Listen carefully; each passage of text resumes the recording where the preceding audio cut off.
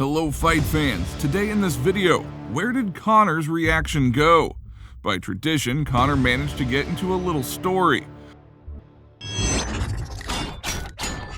Former UFC light heavyweight champion Jon Jones reacted sharply to the words of his compatriot Curtis Blaydes, who did not appreciate his chances in a possible confrontation with Stipe Miocic. Do you want war? War is coming. October 22nd, I will be ready. I will beat this guy. Listen to me. I will leave behind a gigantic legacy. So watch till the end to find out more. Despite talk of an imminent return to the octagon, Conor McGregor is in no hurry to strictly follow the sports regime. In particular, the Irishman celebrated his 34th birthday in Ibiza for several days in a row. Rivers of alcohol, beautiful girls, and loud music. Notorious knows how to relax beautifully. By tradition, Conor managed to get into a little incident. However, this time nothing particularly terrible happened. During the party, a cap flew into McGregor, surprisingly accurately thrown by one of the vacationers. The Irishman took the hit, ironically gave the thrower a thumbs up, after which he trampled vindictively on his headgear, showing with all his appearance that the owner of the cap will be the same if he dares to approach. The incident is quite banal, but some journalists immediately caught on to it, remembering another incident with McGregor in a headdress. In 2015, the Irishman nearly fell victim to a Cat Zingano cap, which the female fighter accidentally threw right at Conor before her fight with Ronda Rousey. Then everyone was struck by the reaction of Notorious, who, like a cat, dodged the headdress. And then he accepted Zingano's apologies. I want to talk to you all about this, but first, there's a very big question that everyone is asking me that we need to address. Did Cat Zingano try to hit you with her hat? What was going on there? Where's the beef? I don't know. There's no beef, you know. I don't think, I hope not. I mean, I love Cat. Pretty intense. It looked like it made a beeline for you. I don't think slipped it though. You slipped it very well. I slipped it. I saw it coming a mile away. You know what I mean? I could have caught it. Sure. I could have caught it, but there was some lucky fans, behind me. So I said I'll let them take the hat. Since that time, 7 years and many kilograms have passed. McGregor, overgrown with huge muscles this time, did not have time to dodge the cap, which flew much more slowly and from a greater distance than Zingano's projectile.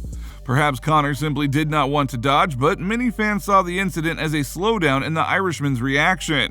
Maybe it is, but only the octagon will show everything. Former UFC light heavyweight champion Jon Jones reacted sharply to the words of his compatriot Curtis Blaydes, who did not appreciate his chances in a possible confrontation with Stipe Miocic. Jon doesn't have knockout power, Razor stated in an interview with MMA Fighting. He is extremely creative. He will hit you with elbows, knees, various punches, everything you can imagine, and he is very aggressive on the ground, where he is always looking for an opportunity to finish the fight with a submission or elbow the opponent. He has a lot to offer, but not knockout power. Therefore, I would bet on Stipe, just because he has fought 5 rounds many times at heavyweight and he can knock out with one punch.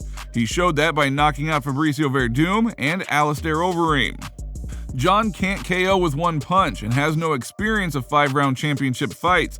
That's why he will lose to Stipe. Bro, this even sounds ridiculous, Jones wrote on social networks. And this is from a dude who has been talking about being in the top 5 since 2018 as a big achievement. Focus on your duel that awaits you this weekend. You've been rooting against me all these years and I can see it. Hating me won't make you a champion. Less hate, more work. According to the organization's plan, Jon Jones should make his heavyweight debut by the end of this year with a duel against Stipe Miocic or Francis Ngannou. And Curtis Blaydes will face British heavyweight Tom Aspinall this weekend at UFC Fight Night 208 in London. I'm going to his house where they wanted to fight and where they think they can beat me, Oliveira told MMA Fighting. I know I am the division's biggest problem. All the guys that Islam fought were strikers, and he took them down, and I went to exchange with each of my opponents and took them down only after I shook them in the rack. This time, Islam will have to fight the division's biggest challenge, Charles Oliveira. Would you like me to start a fight on the ground? No problem. I'm ready to start it in the guard. For me, there is no difference. If you want to fight in a standing position, I am ready to demonstrate the firepower of my fists. If you want to take me down, do it. Islam knows something about standing, but it relies on translations. Do you want war? War is coming. October 22nd, I will be ready. I will beat this guy. Listen to me, I will leave behind a gigantic legacy. The octagon is the same everywhere, on the street, in the favela, in Abu Dhabi, and anywhere else. When the cell door closes, only we will remain inside. I have respect for Islam, its history, and achievements, but I'm going to Abu Dhabi to shut Islam and Habib's mouth. If Habib and Islam like to promote the fight without paying respect to other types of martial arts, then this is their right. I respect all styles of martial arts. We must be careful in our expressions. We have to really look at things, evaluating those with whom I fought and those with whom he fought. This is a different level of competition. I'm much better than him, and I'm ready to demonstrate it.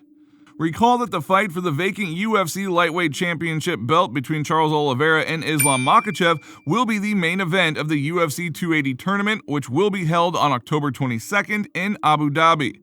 Now, what do you think? How will the fight Oliveira versus Makhachev end? Write in the comments. And that is all for today. Don't forget to like and subscribe to the channel because it helps the channel grow. And thanks for watching.